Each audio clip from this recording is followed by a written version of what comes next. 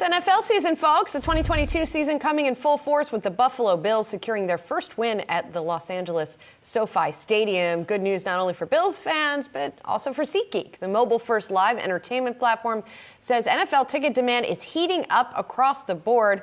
Co-founder and CEO Jack Groetzinger with more on the state of ticketed events. He's joining us right now. Hey, Jack, good to see you. So talk to me about how NFL demand is shaping up right now. I mean, obviously, it's been an unusual couple of years when it comes to live sporting events. So it must be kind of a relief this year. It has. Not quite what we expected a few years ago. Yeah. But one consequence of COVID is there's just a huge amount of pent-up demand. So many people who were trapped in their homes felt like they couldn't go to stuff, and now they finally can. And as a result, we've seen a real surge in how many folks are going to events. It's the NFL. It's also other events as well. It's really across the board. Jack, we've been talking all morning long how people are trading down to different stuff, from chicken to tuna fish, you name it. Do you see them trading down and what tickets they're buying? We've seen prices are up overall since pre-COVID, but actually year over year, if you compare to last year, they're pretty flat. The volume is higher, so we haven't seen people compromising on the types of seats they're buying. I think because live entertainment was so impacted by COVID, it's responding a little bit differently than so many other consumer categories. I mean, big ticket concerts are certainly back. I was browsing on your platform. We're talking $500 to see Harry Styles, and there are some other, 3-digit and up numbers for a lot of these concerts. What do you make of that phenomenon? And are we seeing, is that different than what we saw pre-pandemic, just in terms of the sheer price for these shows?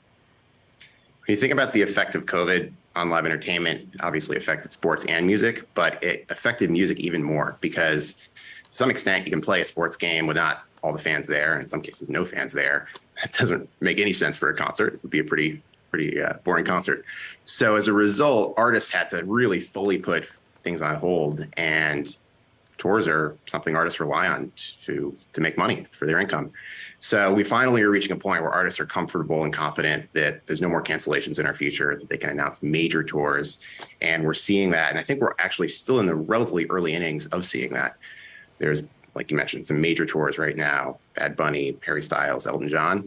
But we're going to see even more over the rest of this year and into next year, just because there's such a backlog of demand to tour.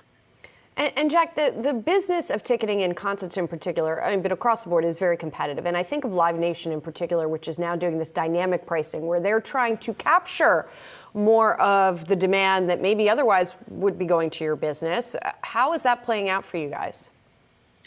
Our focus is on getting as many tickets into the hands of as many fans as possible, and doing that in a way that's really effortless and easy. We have a feature called Deal Score, which is all focused on, is this a good deal? Is this a bad deal? Helping fans sort from thousands of tickets and get the very best value.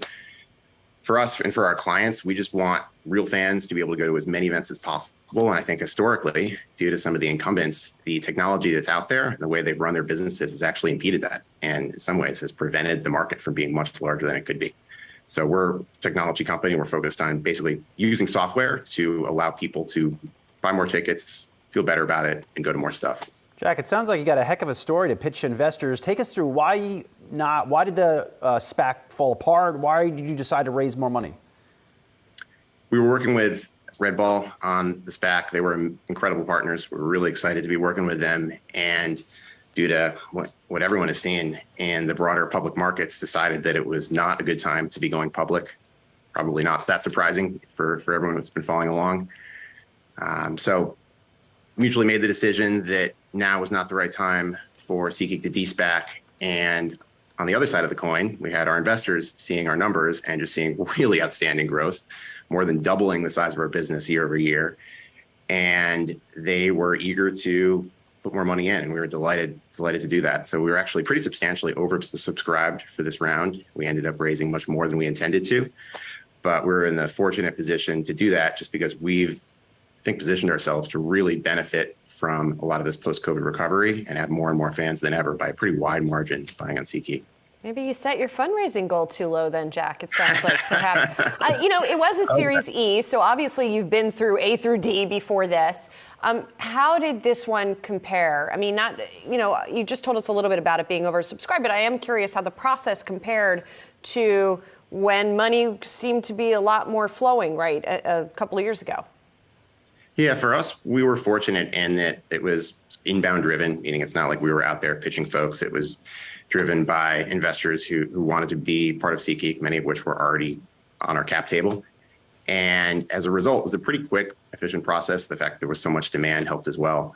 It's definitely a little bit different for us than you hear about in the broader narrative right now. But I think that's a testament to our business and the way it's growing as things come back after COVID. Jack, what are you most excited to go to in person? Oof. Great question. I think I've asked you this before, and I know you have. It's tough to figure it out. The answer changes every time, right? Yeah, of course. So I grew up in Cleveland. I'm a huge Cleveland Caps fan, and we're honored to have the Caps as a client. And the Caps made a rather huge trade this year, which is going to make a great team even better. So I am really stoked to go back home and watch some Caps games. Nice. How about concerts? Great question. This is a hard one, huh? All right. I have a soft spot for Elton John, who just announced a tour. So I already have tickets to see that. I'm excited. Nice. Jack, I was waiting for you to say Bad Bunny. Just say it. You don't gotta just say Bad Bunny. I thought about it, but I don't want to lie to you. It's not the very top of the list. All right, fine. Fair enough. I mean, Elton's not. Okay. All right. Okay. We'll leave it there. SeatGeek co-founder and CEO Jack Groetzinger. Good to see you. We'll talk to you soon. Thanks, guys.